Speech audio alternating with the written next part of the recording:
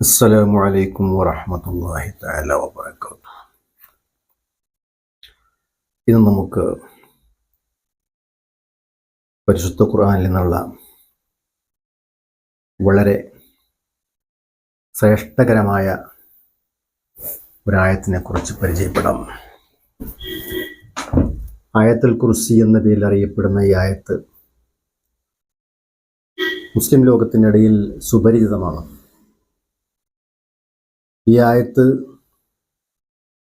ഫർള് നമസ്കാരങ്ങൾക്ക് ശേഷം പതിവായി ഒരാൾ ഓതിക്കഴിഞ്ഞാൽ സ്വർഗപ്രവേശനം എളുപ്പമാകും എന്ന് ഒരു ഹദീസിൽ വന്നിട്ടുണ്ട്.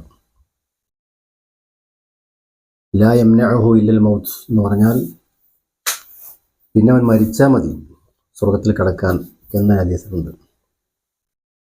എന്ന് പറഞ്ഞാൽ അതിൻ്റെ അർത്ഥം സ്വർഗപ്രവേശനം വളരെ എളുപ്പമാകും പതിവായി ഈ സൂറത്തിനെ ഫർള് നമസ്കാരങ്ങൾക്ക് ശേഷം ഒരാളെ ചൊല്ലിക്കഴിഞ്ഞാൽ.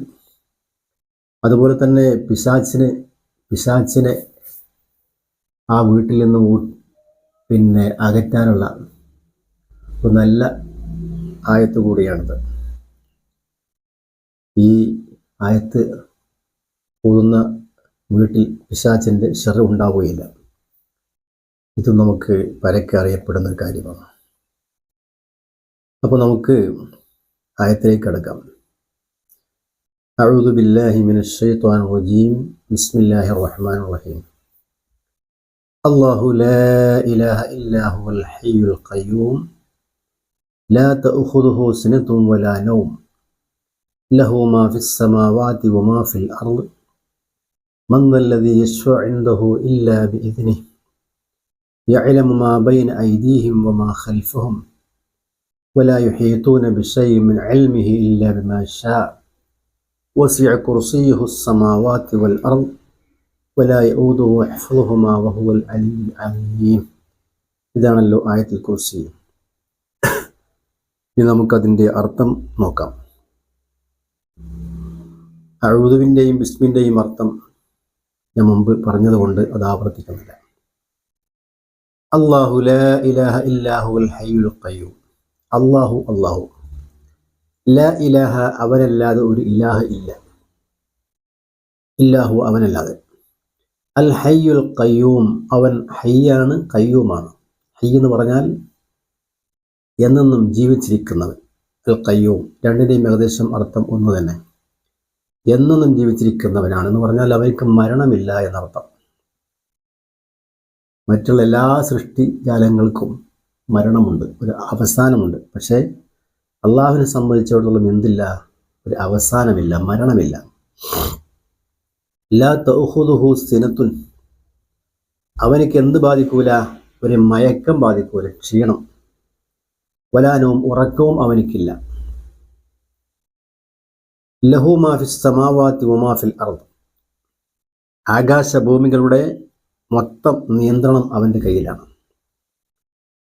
മൻ ദല്ലദീ യശ്ഫഉ ഇൻദഹു ഇല്ലാ ബിഇദ്നിഹി അവൻ്റെ സമ്മതം കൂടാതെ ആരാണ് അവൻ്റെ അടുക്കൽ ശുപാർശ ചെയ്യാൻ ഉള്ളവർ? ആർക്കാണ് അതിന് കഴിയുക? യഅലമു മാ ബൈന ഐദീഹിം നിങ്ങൾക്ക് മുമ്പിലുള്ളതിനെയും വമാ ഖൽഫഹും പിമ്പിലുള്ളതിനെയും അവൻ അറിയും. എന്ന് പറഞ്ഞാൽ നിങ്ങളെ സംബന്ധിച്ചുള്ള എല്ലാ കാര്യങ്ങളും അവൻ അറിയും, സൃഷ്ടികളെ സംബന്ധിച്ചുള്ള. വലാ യുഹീതൂന ബിശൈഇൻ മിൻ ഇൽമിഹി അള്ളാഹുവിൻ്റെ അറിവിൽ നിന്നല്ലാതെ, അല്ലെങ്കിൽ അള്ളാഹു അറിയിച്ചു കൊടുത്താൽ അല്ലാതെ സൃഷ്ടികൾക്കൊന്നും തന്നെ അറിയുകയില്ല. ഇല്ലാ ബിമാ ശാ അവൻ ഉദ്ദേശിക്കുന്ന ആളുകൾക്ക്. വസിഅ കുർസിയുഹു സമാവാതി വൽ അർദ് അവൻ്റെ സിംഹാസനം പ്രപഞ്ചം മൊത്തം വിശാലമാണ്.